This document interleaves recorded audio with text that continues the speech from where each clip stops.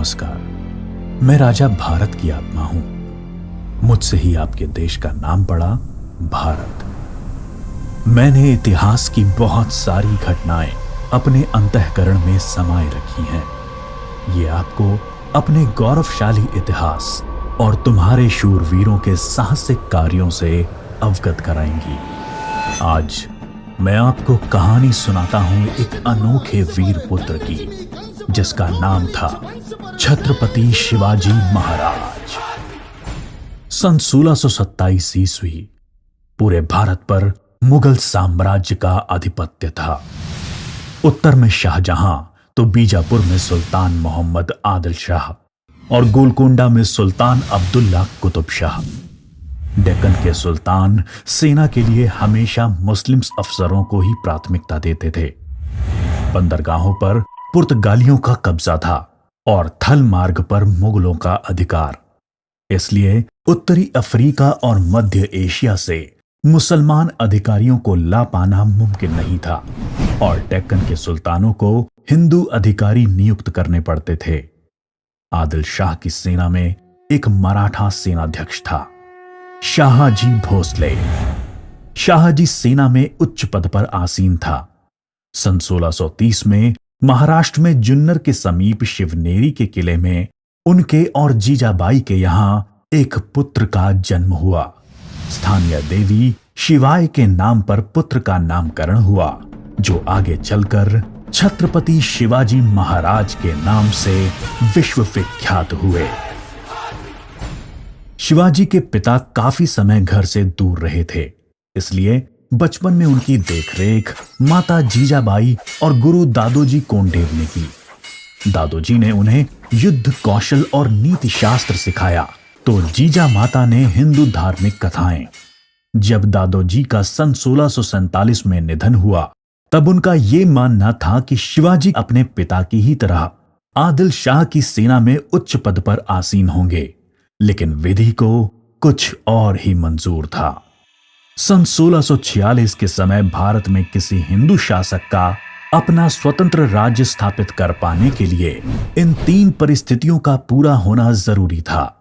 एक, कि वो शक्तिशाली साम्राज्यों के केंद्र से दूर हों, जमीन खेती के लिए अनुपयोगी हो और जंगलों से घिरा हुआ हो, ताकि छापामार युद्ध या गुरिल्ला वॉरफेयर करा जा सके।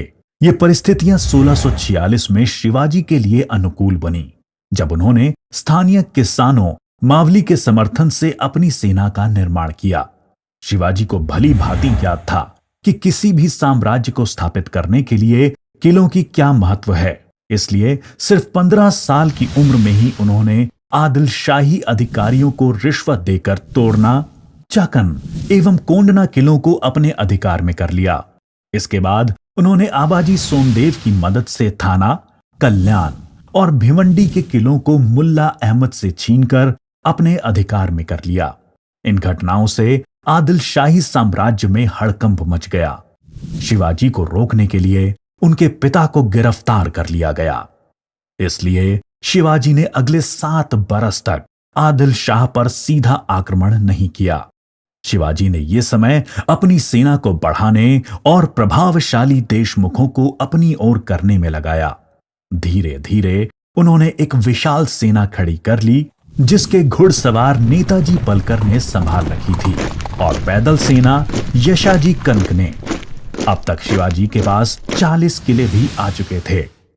शिवाजी के बढ़ते प्रभाव को रोकने के लिए सन 1659 में बीजापुर की बड़ी साहिबा ने अफजल खान को 10,000 सिपाहियों के साथ शिवाजी पर आक्रमण करने का हुक्म दिया।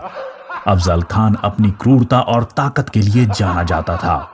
उसने शिवाजी को खुले युद्ध करने के लिए उकसाने के लक्ष्य से बहुत सारे मंदिरों को तोड़ डाला और कई बेगुनाह नागरिकों का कत्ल कर डाला।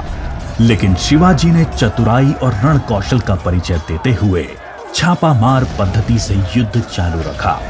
इस समय वो प्रतापगढ़ किले में रहे, जो कि चारों तरफ से घने जंगलों से घिरा हुआ था। अंत में अफजल खान ने शिवाजी को धोखे से मारने की साजिश रची। उसने शिवाजी को मिलने का न्योता भेजा। जब वो मिले, अफजल खान ने अपनी मजबूत पकड़ में शिवाजी को दबाकर मार डालने का प्रयास किया। शिवाजी पहले से तैयार थे। अपने छुपा कर रखे हुए बाग नाका से उन्होंने अफजल खान का पेट ही चीर डाला, जो कि उनसे 2 गुना विशालकाय था। इसके बाद प्रतापगढ़ की लड़ाई में शिवाजी ने अफजल खान की सेना को करारी मात दी। शक्तिशाली अफजल खान की हार से बीजापुर का सुल्तान स्तब्ध रह गया। अब की बार रुस्तम जमान को भेजा गया। 28 दिसंबर 1659 को शिवाजी ने रुस्तम जमान की सेना पर सामने से हमला बोल दिया। साथ ही उनकी सेना की 2 और टुकड़ियों ने दोनों दिशाओं से रुस्तम की फौज पर आक्रमण कर दिया। रुस्तम जमान शर्मिंदाजनक स्थिति में लड़ाई के मैदान से अपनी जान बचाकर भाग गया। सन 1660 में आदिल शाह ने अपने सेनापति सिद्दी जौहर को शिवाजी पर हमला करने के लिए भेजा। शिवाजी पन्हाला किले में थे और सिद्दी जौहर की सेना ने किले को चारों ओर से घेर लिया।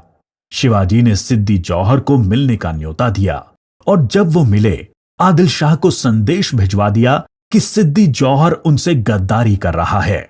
इससे आदिल शाह और सिद्दी जौहर के बीच लड़ाई छिड़ गई, जिसका फायदा उठाकर शिवाजी एक रात अपने 5000 सिपाहियों के साथ पन्हाला किले से बाहर निकल आए।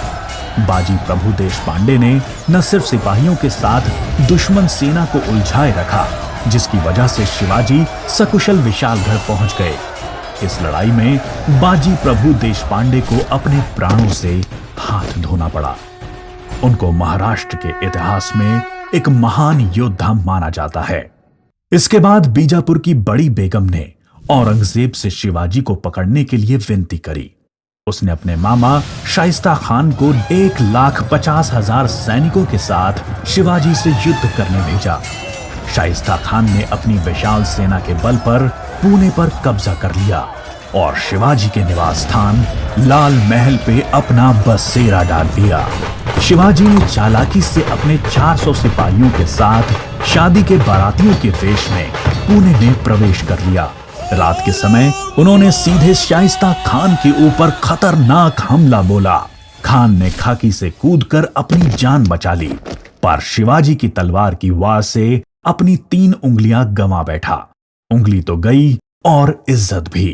फिर शिवाजी ने सन 1664 में मुगल व्यवसायी केंद्र सूरत पर आक्रमण करके उसको तहस नहस कर डाला।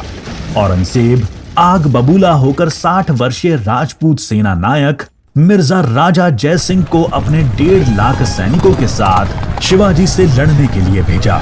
इस युद्ध में शिवाजी की हार हुई और उन्हें अपने 23 किले और 4 लाख की मुद्रा हर्जाने के रूप में देनी पड़ी। उन्हें अपने 9 वर्ष के पुत्र संभाजी के साथ आगरा जाना पड़ा। शिवाजी को नियंत्रित रखने के लिए पहले यह तय हुआ कि उन्हें मुगल दरबार में कोई पद दिया जाए, लेकिन औरंगजेब ने उसको बदलकर शिवाजी को घर में कैद करने का आदेश दे दिया। औरंगजेब नहीं जानता था कि यह गलती बहुत महंगी पड़ेगी। शिवाजी ने बीमारी का बहाना बनाया और अपने स्वास्थ्य को ठीक करने के आशीर्वाद के लिए साधु संतों और फकीरों को रोजाना मिठाई और उपहार भेजने की इच्छा जताई। एक दिन वो खुद श्रमिक के भेष में सामान के डब्बे में संभाजी को छुपाकर बाहर निकल आए। वो मथुरा, काशी, गया, पुरी के बाद गोलकोंडा और बीजापुर होते हुए रायगढ़ पहुंच गए। 1670 तक शिवाजी ने कई लड़ाइयां लड़ते हुए 4 महीनों के भीतर अपने राज्य का बड़ा हिस्सा मुगलों से स्वतंत्र करा लिया। सन 1671 से 1674 तक औरंगजेब ने भरसक प्रयास किया शिवाजी को अपने अधीन करने का, लेकिन वो बुरी तरह से असफल हुआ। उसने अपने उत्तम योद्धाओं जैसे दाऊद खान और मोहब्बत खान को शिवाजी से लड़ने भेजा, लेकिन सबको मुंह की खानी पड़ी।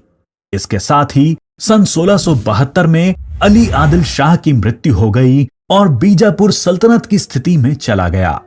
आखिर वो दिन आया जब गगा भट्ट ने 6 जून 1664 को पूरे उत्सवनुमा वातावरण में हिंदू परंपराओं के साथ शिवाजी का राज्याभिषेक किया। वो मराठा के राजा बने और कई सदियों के अंतराल के बाद हिंदू रीतियों, तिलक, जनेऊ और वेदों के उच्चारण के बीच किसी राजा का राज्याभिषेक संपन्न हुआ। शिवाजी की महानता सिर्फ उनकी बहादुरी और युद्ध कौशल में ही नहीं थी, वो एक योग्य प्रशासक भी थे। उन्होंने धर्म के आधार पर कभी किसी के साथ पक्षपात नहीं किया। उनके कई अधिकारी, यहां तक कि उनके व्यक्तिगत अंगरक्षकों में कुछ मुसलमान भी थे।